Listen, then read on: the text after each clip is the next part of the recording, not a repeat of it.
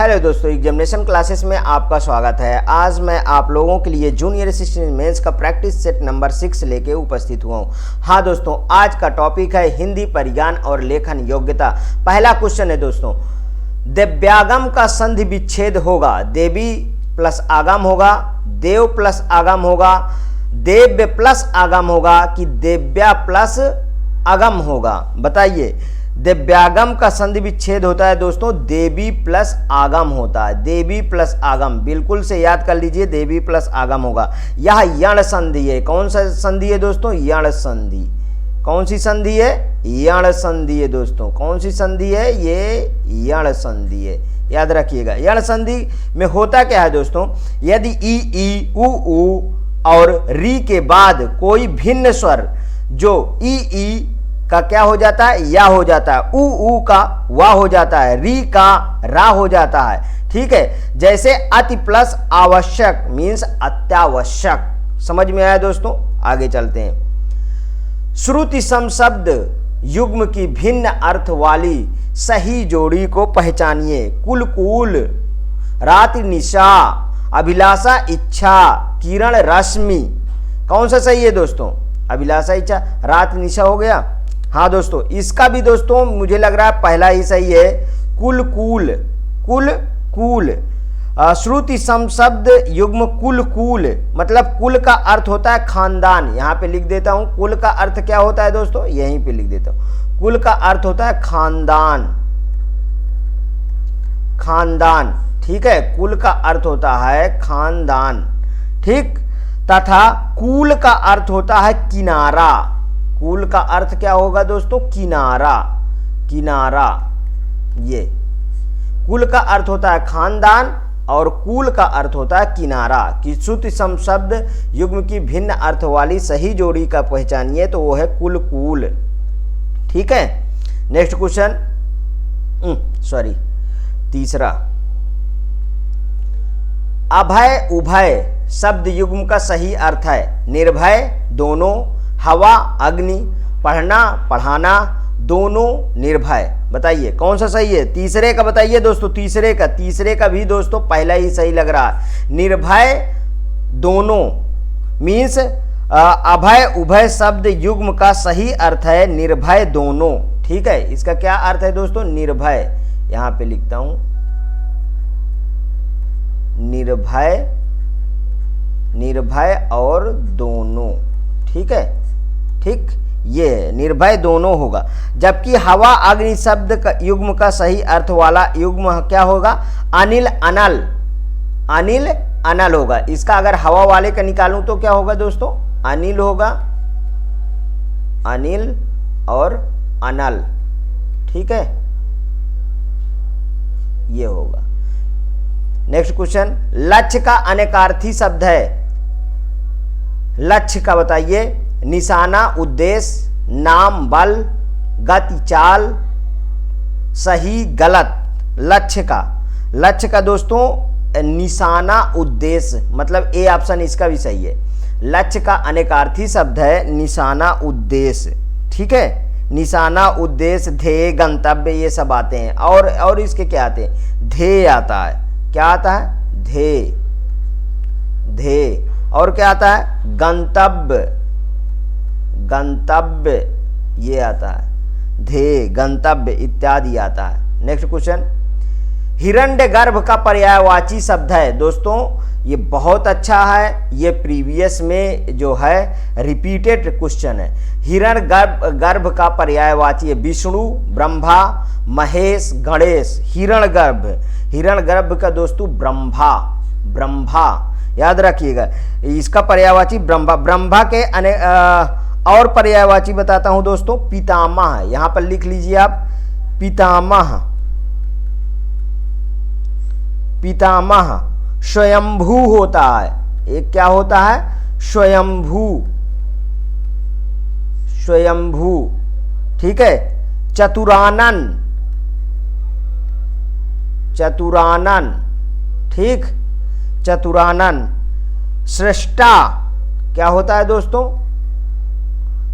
सृष्टा, ये सृष्टा।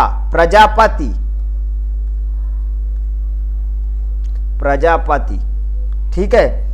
कमलासन, कमलासन,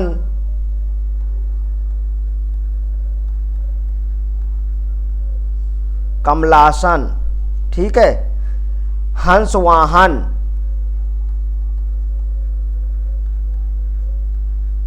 हंसवाहन, ठीक है। आत्मभू, एक और है दोस्तों, आत्मभू, आत्मभू, ठीक। इनको रट लीजिए। विष्णु के पर्यायवाची क्या है दोस्तों?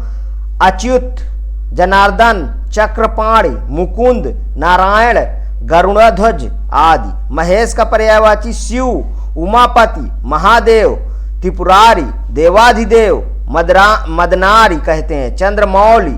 गणेश का पर्यायवाची तो आप जानते हैं, हिरंब, विंध्य निवासक, गणपति, लंबोदर, एकदंत, विनायक, गजानन। अगला देखिए, पाटल का अर्थ है चमेली है, गुलाब है, चंपा है, सूर्यमुखी है। पाटल का अर्थ बताइए, पाटल का क्या अर्थ है? पाटल का अर्थ होता है दोस्तों गुलाब। पाटल का क्या अर्थ होता है? गुलाब। महात्मा, दुरात्य, ठीक है। और नेक्स्ट क्वेश्चन पे चलते हैं। महात्मा शब्द का सही विलोम शब्द है क्या है? दुष्ट है, दुर्जन है, दुरात्मा है कि पापी है? तो महात्मा का जो है वो दोस्तों दुरात्मा होता है। महात्मा का क्या होता है? विलोम दुरात्मा होता है। महात्मा का दुरात्मा। दुर्जन का क्या होता है? दुर्जन का दोस्तों सज्जन होता है। यहाँ पे लिख लीजिए, सज्जन होता है। दुर्जन का क्या होता है? सज्जन होता है। प्रत्याशा शब्द में उपसर्ग है आ, प्रा, प्रति, प्रत्या। बताइए, प्रत्याशा शब्द में उपसर्ग क्या है? आ, प्रा, प्रति, प्रत्या। कौन सा सही है? प्रत्याशा दोस्तों, इसमें प्रति नाम का प्रत्यय लगा है। अब प्रत्यय क्या होता है, उपसर्ग क्या होता है, इसके बारे में तो जान लीजिए। उपसर्ग मतलब उप मतलब पहले लगना, प्रत्यय मतलब बाद में लगना। समझ रहे हैं? किसी शब्द के पहले लगना उपसर्ग, और प्रत्यय मतलब बाद में लगना। प्रत्याशा शब्द में प्रति उपसर्ग है। प्रति उपसर्ग प्लस आशा, मतलब यहाँ पे जो प्रति है वो उपसर्ग है, आशा है वो मूल शब्द है, ठीक है, मूल शब्द है। प्रति का अर्थ विरोध, प्रत्येक, हर एक आदि होता है, ध्यान रखिएगा। खिचड़ी किस प्रकार का शब्द है? देशज है, तत्सम है, विदेशज है, तद्भव है। खिचड़ी बताइए, खिचड़ी क्या है दोस्तों? देशज है। क्या है? देशज है। खिचड़ी देशज शब्द। देशज शब्द ऐसे शब्द है दोस्तों जिनकी उत्पत्ति का कोई पता नहीं चलता है। ये शब्द स्थानीय लोगों द्वारा आवश्यकता अनुसार समय समय पर अपने आप बना लिया जाता है, उसे देशज कहते हैं। जो विदेश से आते हैं उसे विदेशज कहते हैं। तत्सम संस्कृत का मूल शब्द होता है। तद्भव संस्कृत से निकले हुए विकृत शब्द होते हैं, ध्यान रखिएगा। नेक्स्ट क्वेश्चन, निम्नलिखित में से कौन सा शब्द विदेशी नहीं है? कमर, कमरा, कमेटी, कान।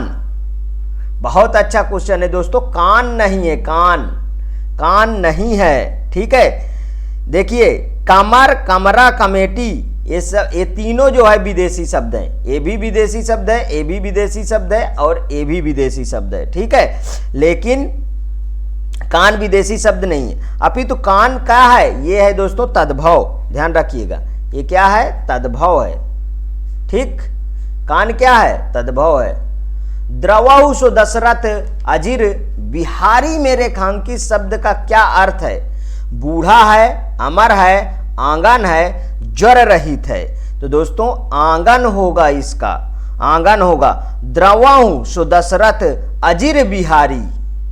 अजिर बिहारी में रेखांकित शब्द जो आपका अजिर लगा हुआ है दोस्तों, आवश्यक इसका मतलब क्या है? आंगन, आंगन, ध्यान रखिएगा। नेक्स्ट क्वेश्चन पे चलते हैं। वह घर से बाहर गया, इस वाक्य में से कौन सा कारक है? कर्ता, कर्म, करण, अपादान। कौन सा कारक है बताइए दोस्तों? अपादान, क्योंकि विकृत होने का अर्थ निकल रहा है, घर से बाहर चले जाने का अर्थ निकल रहा है, तो वहां पे अपादान होता है। वह अगर जहां अलगाव का भाव होता है वहां अपादान होता है। अलगाव के अलावा कारण, तुलना, भिन्नता, आरंभ, सीमा आदि भी अपादान कारण के ही कारक होते हैं दोस्तों।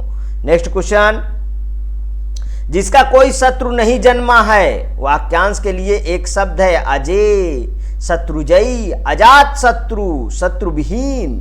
बताइए कौन सा सही है दोस्तों? अजात शत्रु नाम बहुत आप पढ़े हैं, अजात शत्रु होगा इसका।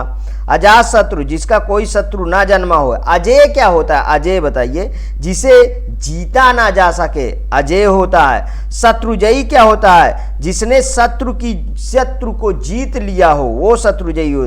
शत्रुविहीन फिर क्या होता है? जिसका कोई शत्रु नहीं, जिसका कोई शत्रु न हो। और जिसका कोई शत्रु नहीं जन्मा हो वो अजात शत्रु होता है। जिसका कोई शत्रु ना हो वो होता है दोस्तों शत्रुविहीन। ध्यान रखिएगा। नेक्स्ट क्वेश्चन, भूतकाल के भेद होते हैं 4, 2, 8, 6। भूतकाल के कितने भेद होते हैं दोस्तों? 6 भेद होते हैं। भूतकाल के यहाँ पे 6 भर दीजिए। 6 भेद होते हैं। भूतकाल के 6 भेद कौन कौन से है? देखिए, क्रिया के जिस रूप से कार्य की समाप्ति के समय का बोध होता है दोस्तों, उसे भूतकाल कहते हैं। ध्यान रखिएगा, ठीक है। सामान्य भूतकाल यहां पे लिखता हूं। अब आप लिख लीजिए सामान्य भूत, आसन्न भूत, आसन्न भूत। सामान्य भूत में जैसे मैंने खाना खाया, आसन भूत में उसने पूजा की है, ठीक है। पूर्ण भूत, तीसरा लिखिए पूर्ण भूत, ठीक है। चौथा लिखिए अपूर्ण भूत, अपूर्ण भूत, अपूर्ण भूत। संदिग्ध भूत, अभी सबका एग्जाम्पल देता हूं दोस्तों। संदिग्ध, ये थोड़ा गलत लिख गया, ये नहीं होगा, यहाँ आधा ना होगा, यहाँ आधा होगा, ठीक है। संदिग्ध भूत, संदिग्ध भूत। हेतु मद भूत, हेतु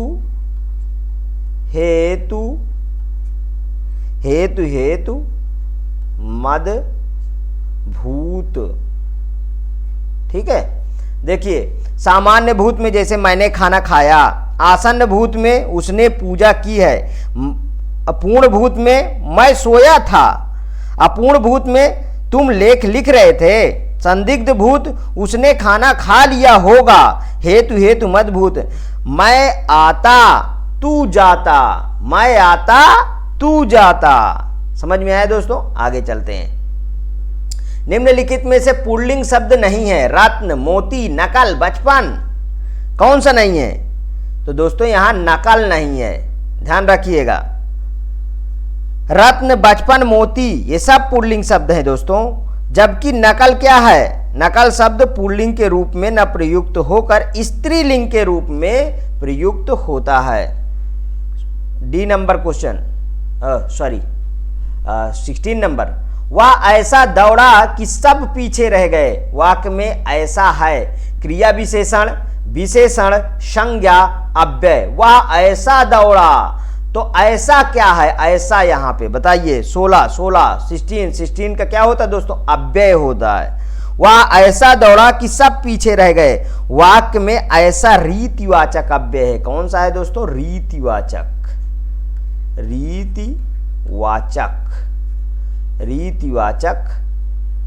रीतिवाचक अव्यय है, ठीक है। रीतिवाचक अव्यय है, ठीक। ऐसे शब्द जिनमें लिंग, वचन, पुरुष, कारक आदि के कारण कोई विकार नहीं आता है, मीन्स की कोई परिवर्तन नहीं आता है, अव्यय कहलाते हैं। ध्यान रखिएगा।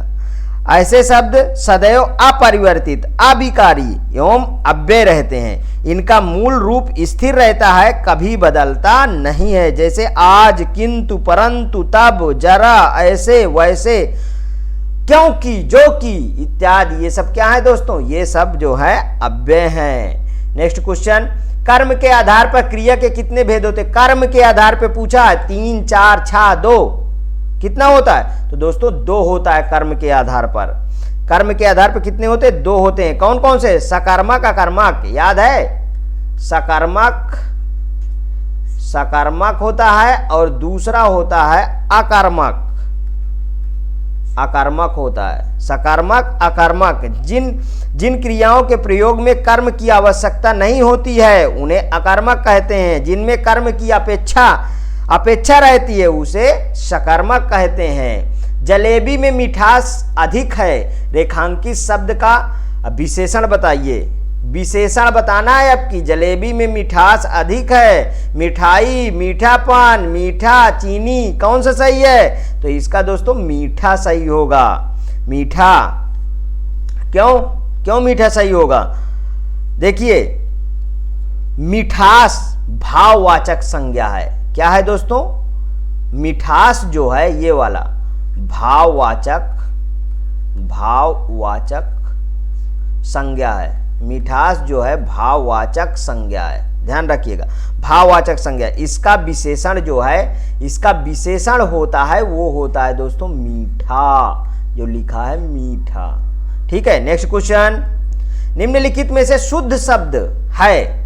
जिजवीसा है, जिजवीसा है, जिजवीसा है, जिजवीसा है। बताइए कौन सा सही है? कौन सा सही है? डी सही है दोस्तों इसका, जिजवीसा है। ठीक है, जिजवीसा शब्द वर्तनी से बिल्कुल ही के दृष्टि से शुद्ध है। और जिजवीसा, देखिए फर्क देखिए पहले।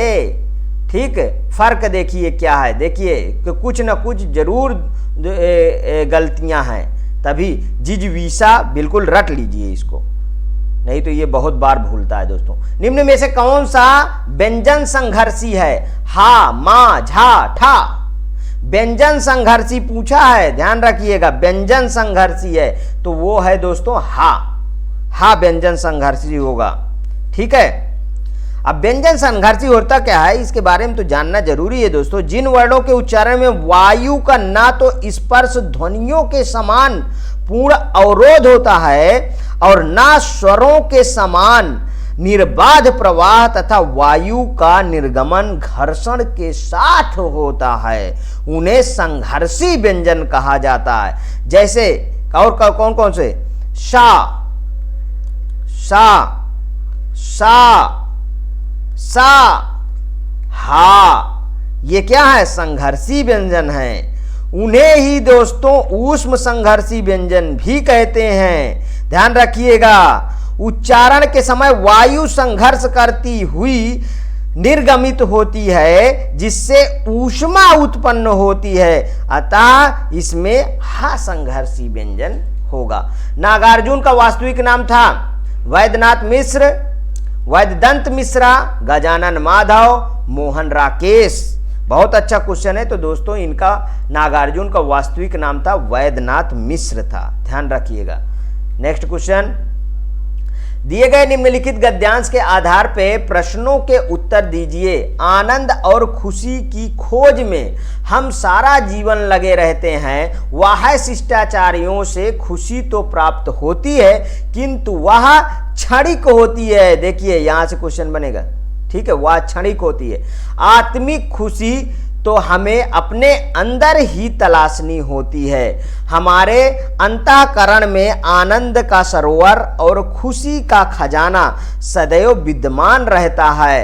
ये दोनों, ये यादों और अनुभूतियों का वह भंडार घर है जहां हमारा अंतःकरण आज तक की सभी यादों और अनुभूतियों को संग्रहित करके रखता है। यह बहुत बुद्धिमान और चतुर, यहां से भी क्वेश्चन बन सकते हैं, यह बहुत बुद्धिमान और चतुर है। यह आपका आज्ञाकारी दास है, यह आपका आज्ञाकारी दास भी है। इसके विशाल संग्रह में से आत्मिक आनंद को प्राप्त करना है, यहां से भी क्वेश्चन बन सकते हैं। आत्मिक आनंद को प्राप्त करना है तो इसे उसी दिशा में निर्देशित करना होगा। वाह मन को कुछ देर के लिए शांत, स्थिर और गतिहीन कीजिए और अंतर मन को निर्देश दीजिए कि वह अपने संग्रह में से नकारात्मक यादों, अनुभूतियों को मिटाकर आपके लिए आनंद के अनमोल सच्चे मोती निकाल कर लाए। निरंतर अपने अंतःकरण को यही आज्ञा देते रहिए और धीरे धीरे वह कब आपको आत्मिक आनंद और जीवन स्फूर्ति से सराबोर कर देगा, आपको पता भी नहीं चलेगा। ठीक है, चलिए आइए इसमें क्वेश्चन। उपयुक्त गद्यांश को ध्यान से पढ़िए और उपयुक्त शीर्षक का चयन कर दिए। आनंद की खोज, अंतर्मन यादों का भंडार घर, अंतर्मन की शक्ति। कौन सा सही है दोस्तों? अभी अभी पढ़े, आनंद की खोज अपने अंदर ही होती है। नेक्स्ट क्वेश्चन, उपयुक्त गद्यांश को ध्यान से पढ़िए और उपयुक्त उत्तर का चयन कीजिए। प्रश्न है, अंतर्मन से आत्मिक आनंद कैसे मिलता है? अंतर्मन समझता है कि हमें आनंद चाहिए। अंतर्मन नकारात्मक को मिटाकर सकारात्मकता से मन को शांत कर देता है, जिससे आत्मिक आनंद मिलता है। अंतर्मन में केवल अच्छी यादें संग्रहित रहती हैं, उन्हीं को वापस कर देता है। अंतर्मन सदैव अच्छे काम करता है। तो कौन सा सही है दोस्तों, बताइए। दोस्तों इसका ऑप्शन बी बिल्कुल करेक्ट है, यही अभी हम पढ़े हैं। अंतर्मन नकारात्मक को मिटाकर सकारात्मकता के मन को शांत कर देता है, जिससे आत्मिक आनंद, मतलब अपने अंदर ही आत्मा को जगा, अपने अंदर ही आत्मिक मतलब अपने अंदर के आनंद को जगाना होता है। अगला देखिए दोस्तों, उपरोक्त गद्यांश को ध्यानपूर्वक पढ़िए और उसका सही सारांश बताइए।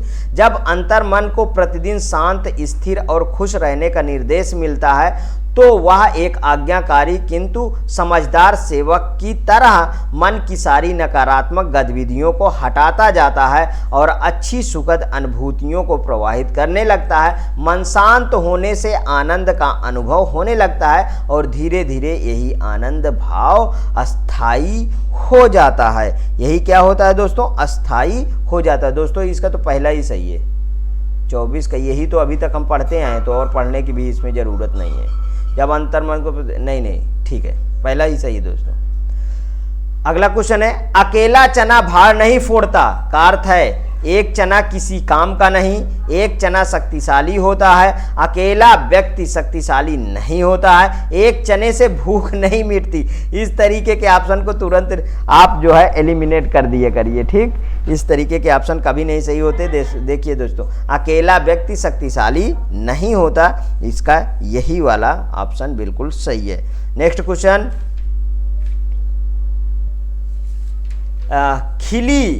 खिली हुई हवा आई, फिरकी सी आई, चल गई। पंक्ति में अलंकार है, उपमा, अनुप्रास, संभावना, उत्प्रेक्षा। कौन सा अलंकार है दोस्तों? इसमें दोस्तों उपमा अलंकार है। इसमें कौन सा अलंकार है? उपमा अलंकार बिल्कुल सही होता। खिली हुई हवा आई, फिरकी सी आई, चल गई। पंक्ति में उपमा अलंकार है, जब एक वस्तु की तुलना दूसरी वस्तु से की जाए, ध्यान से समझिएगा, जब एक वस्तु की तुलना दूसरी वस्तु से की जाए तो उसे उपमा अलंकार कहा जाता है। तुलना प्रकट करने वाले शब्द सा, सी, से, यहां पे लिखता हूं, कौन सा? सा, सी, सा, सी, से। ठीक है, सरिस, सरिस, सरिस, समान, सरिस, समान आदि। जबकि जहां वर्णों की आवृत्ति बार बार हो, अनुप्रास अलंकार कहा जाता है। जैसे चारुचंद की चंचल किरणें, यहां पे चावर्ण की कई बार आया है। उत्प्रेक्षा में क्या होता है जो दोस्तों? जहां उपमेय में उपमान की संभावना की जाए, वहां उत्प्रेक्षा अलंकार होता है। ठीक है, जैसे जनु जानो, मनु मानो, मनहु जनहु इत्यादि, ये सब उत्प्रेक्षा अलंकार में आएंगे। हास रस का स्थायी भाव बताइए। हास, रति, रौद्र, बीभत्स। दोस्तों एक भी मिनट में बर्बाद नहीं करूंगा, लगातार आपको पढ़ाता रहूंगा और प्रतिदिन आपको एक वीडियो देता रहूंगा। तो दोस्तों हास्य रस का अस्थाई भाव हास है, ध्यान रखिएगा, क्या है? हास है। ठीक है, अस्थाई भाव कितने होते हैं दोस्तों? अस्थाई भाव 9 होते हैं। कितने? 9 होते हैं, ध्यान रखिए। श्रृंगार रस का रति, इसका क्या होगा? श्रृंगार रस, श्रृंगार रस, ठीक है, रति होता है। हास्य रस हास होता है। करुण रस का शोक होता है। रौद्र रस क्रोध होता है। वीर रस उत्साह होता है। भयानक रस भय होता है। बीभत्स रस जुगुप्सा होता है, ठीक। अद्भुत रस आश्चर्य होता है। शांत रस निर्वेद होता है। ध्यान रखिएगा, इतने आपके 9 रस होते हैं। नेक्स्ट क्वेश्चन, निम्न में से कौन सा वाक्य मिश्र वाक्य है? विद्वान सब जगह पूजा जाता है। अच्छा लड़का माता पिता की आज्ञा मानता है। वह पुस्तक राम की थी। जब सवेरा हुआ तब हम लोग बाहर गए। कौन सा सही है दोस्तों, जिसपे मैंने फोकस किया? डी ऑप्शन सही है, मिश्र वाक्य।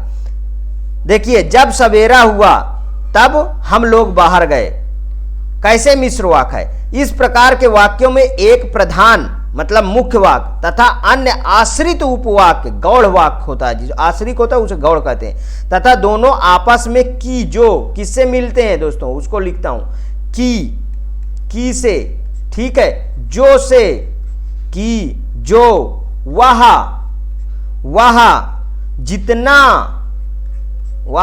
जितना, ठीक है, उतना, जितना, उतना आदि से जुड़े होते हैं। शेष सभी क्या है? साधारण वाक्य होते हैं। तो जब सवेरा हुआ तब हम लोग बाहर गए, यही दोस्तों मिश्र वाक्य।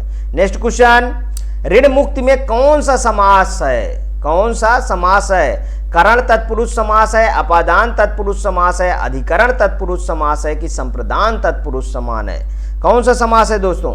तो बी ऑप्शन बिल्कुल करेक्ट है दोस्तों, अपादान तत्पुरुष समास है। ऋण मुक्त, देखिए फिर से मतलब अलग होने की बात हो रही। ऋण मुक्त में अपादान तत्पुरुष है। अपादान तत्पुरुष पंचमी तत्पुरुष में अपादान कारक की विभक्ति से अलग होने का भाव लुप्त हो जाता है।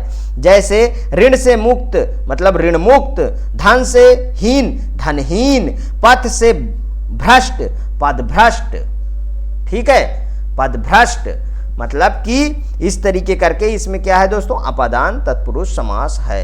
जो पहले कभी ना हुआ हो, अद्भुत, अभूतपूर्व, अपूर्व, अनुपम, बताइए कौन सा सही है? तो इसका दोस्तों अभूतपूर्व, जो पहले कभी ना हुआ हो क्या है? अभूतपूर्व है। जो पहले कभी नहीं हुआ इसका एक शब्द अभूतपूर्व होगा, जबकि अद्भुत का अर्थ है जिसके विषय में आश्चर्य प्रकट हो। अनुपम का अर्थ है जिसकी कोई उपमा ना हो, ठीक है। अपूर्व का अर्थ है जो पहले ना हुआ हो, ठीक। ध्यान रखिएगा दोस्तों, ये रहे आपके आज के 30 प्रश्न। यदि आपको अच्छे लगे तो प्लीज़ और प्लीज़ मेरे एग्जामिनेशन चैनल को आप सब्सक्राइब करिए, मेरा वीडियो लाइक करिए, ज़्यादा से ज़्यादा दोस्तों में शेयर करिए। हाँ, अपनी प्रतिक्रिया कमेंट बॉक्स में जरूर प्रस्तुत कीजिए दोस्तों। अनवरत वीडियो आपको मैं देता रहूँगा। ओके दोस्तों, थैंक यू।